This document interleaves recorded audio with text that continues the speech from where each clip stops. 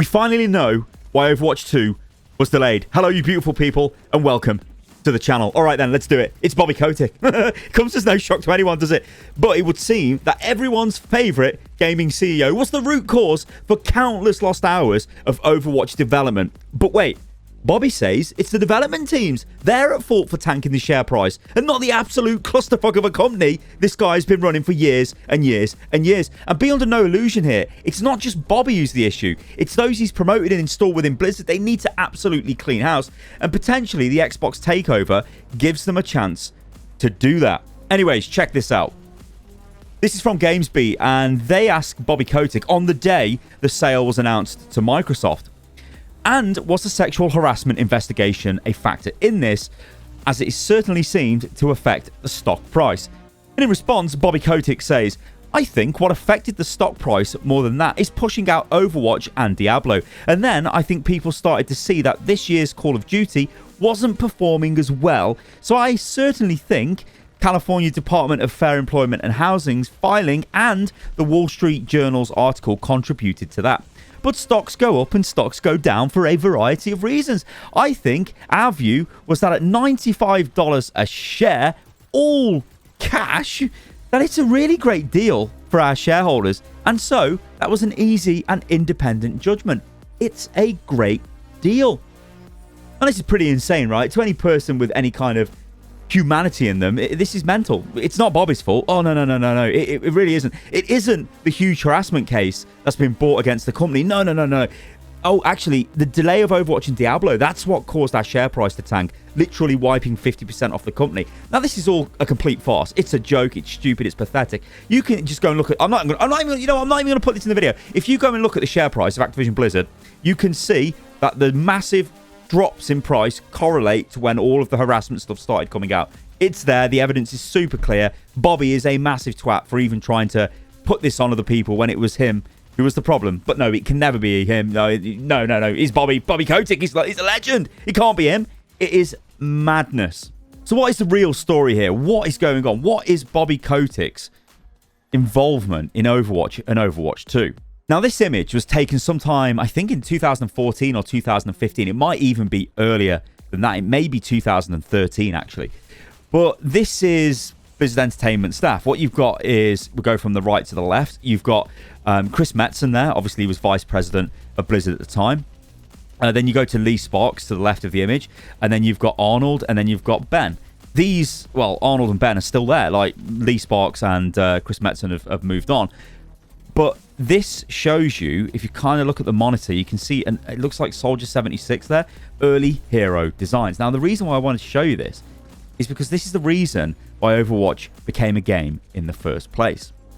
You see, it would be these hero designs that Bobby would focus on when deciding if Overwatch should go ahead from the ashes of Blizzard's failed MMO attempt that was Project Titan. So take a look at this. It's from the Los Angeles Times, and this is from December the 27th. 2015. When Kaplan first pitched Overwatch to Activision Blizzard chief executive Bobby Kotick, he whizzed through slides depicting characters. He figured that Kotick, who had left game development for the C-suite early in his career, cared more for business-related elements. But Kotick slowed him down, asking to again see images of Torbjorn, a thick-bearded Swedish engineer who forges hammers. Kotick was floored. These are the most compelling characters I've ever seen, Kaplan recalled him saying. Since that day, Kotick has talked up the game and driven to Irvine to play it. To him, the past is the past. The widespread corporate involvement builds on Blizzard's long-employed strike team, a cross-section of employees who are top-notch players and get to test products. They remain important because they lack an emotional attachment to features. Outside the game, Blizzard is creating social media posts, graphic novels, and short animated videos to help develop the Overwatch backstory. Naturally, the title jumped from game to multimedia franchise. In addition, Kaplan could leverage other departments while keeping his corp small. The video production team, for one, has produced game ideas just as much as his team, he said. He lends development to other projects, and other directors return the favour. So ultimately, Bobby was the person greenlighting Overwatch in the first place. So then it would be very strange if he stepped in the way and hampered the current development team's efforts to produce new content and in fact even the sequel, Overwatch 2. Enter Tracy Kennedy, a producer on Overwatch, and other Blizzard staff members. Check this out. So this is a retweet of a Wowhead article, which is a regurgitated article based on the GamesBeat quote that I showed you guys earlier on in the video. But this is what Tracy says. Bobby, tell everyone about the random projects for Overwatch 1 you all would shove on us. The team would do overtime for only them to get cancelled and for months of Overwatch 2 dev to have been lost. Or how almost entire teams are turning over and citing you as the reason. Don't be shy.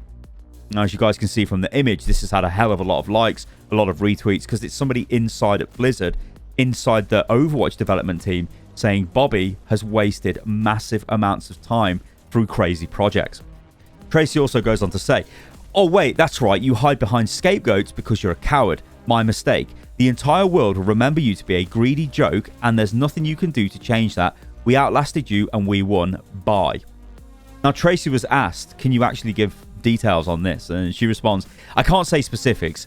Legally, workers can only talk about working conditions, and I think this counts, especially when our boss is slandering us to the world. So what about this? Another Blizzard employee. Hey, Bobby, remember when you showed up at our all hands and said, there's no expectations for a date, just make it great, because we sure as hell remember. Not a single one of us is going to fall for your gaslighting and continued failure to take responsibility. Here's another one. I just cannot with this. Are you kidding me right now? Throwing game devs under the bus rather than taking responsibility for the culture he helped create. So there you have it. I think it's pretty clear that Bobby was one of the primary causes for the delays in developing Overwatch and Overwatch 2. The big question here is, what were those dropped projects and what did they look like? Maybe some of them might have actually been good for the game and for whatever reason they were cancelled, and some of them could have just been insane projects that Bobby's decided to go, oh yeah, we need this in the game. Now, I would imagine Bobby was trying to convert everything into Call of Duty Warzone specifically. So he's probably forcing loads of things on them to say, right, copy this, clone this, do this. And maybe they didn't want to do that. Maybe they did do that and it didn't turn out great, or Bobby then suddenly changed his mind.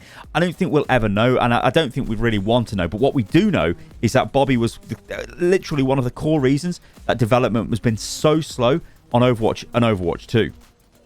I think what's more telling as well is Bobby placing the blame square on the development teams for Blizzard and Activision's recent shareholder issues concerning the company just absolutely tanking in value.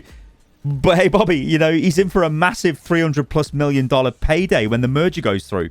So it's like, fuck the developers and everyone involved. Who cares? That's literally how this guy rolls. Oh, and if you'd like some more good news on Bobby, check this out, because this is absolutely ridiculous. So Activision Blizzard reportedly considered buying Kotaku and PC Gamer. Microsoft announced its intent to acquire Activision Blizzard earlier this week for a stunning $68.7 billion, the article goes to say. And then it says, Activision Blizzard reportedly considered buying video game media outlets Kotaku and PC Gamer in a bid to change public opinion of the company. Now, this would do the opposite, wouldn't it, ladies and gentlemen? Can you imagine if Blizzard came out and went, oh, yeah, we now own PC Gamer and Kotaku, and now they just post positive articles on Blizzard? This would just, I mean, they would get annihilated by all of the YouTubers, all of the streamers, for all of their games. Any fan media, everyone would annihilate them for this. It is so brain dead, and I guess this just shows you the kind of level that Bobby Kotick operates on. Mental. Anyway, a new report published by the Wall Street Journal delving into the circumstances surrounding Microsoft's recent acquisition of the publisher alleges that Activision Blizzard CEO Bobby Kotick may have discussed attempting to purchase a video game publication prior to the deal in order to change his company's public image. Mr. Kotick has been eager to change the public narrative about the company, and in recent weeks has suggested Activision Blizzard make some kind of acquisition, including of gaming trade publications like Kotaku and PC Gamer. According to people familiar with him, the report states, yeah, good God. Alright guys, I'm going to leave the video at that, so hopefully that gives you an idea as to why Overwatch 2 has been so heavily delayed and Overwatch is delayed, and the direction for the game is all over the place, and systems just seem all over the place for the game, and nothing really seems set in stone. It seems like a mess. Now, if you guys caught my video from yesterday, I did go into detail on the opportunity this might give the development team, almost like a hard reset or a hard reboot of Overwatch in the way that they approach the game and what is supposed to be a franchise, which means multiple games and all kinds of stuff going on. So I think actually we're going into a year where I think a lot of things are going to change. I think whatever Blizzard had planned is probably going to change, because it's no longer Activision Blizzard who are steering the ship. It is Xbox, and even though they don't own the company right yet, like again I said in that previous video, I don't want to keep cite in a previous video in this video because it makes no sense if you haven't seen that one. But essentially, Microsoft, there's a commitment to buy the company, right? So Activision Blizzard, they've got certain restrictions on them now. They can't just do whatever they like. And it's going to give maybe more leeway to development teams to actually do what they need to do. So it's going to be a very interesting year, I think, for Activision Blizzard for all of their games, not just Overwatch, all of them. All right, guys, thanks for watching the video. If you enjoyed it, remember, leave a like on the video. That helps a ton. Leave a comment below on this whole fiasco of a situation. And yeah, I will catch you lovely lot on the next one. Toodaloo.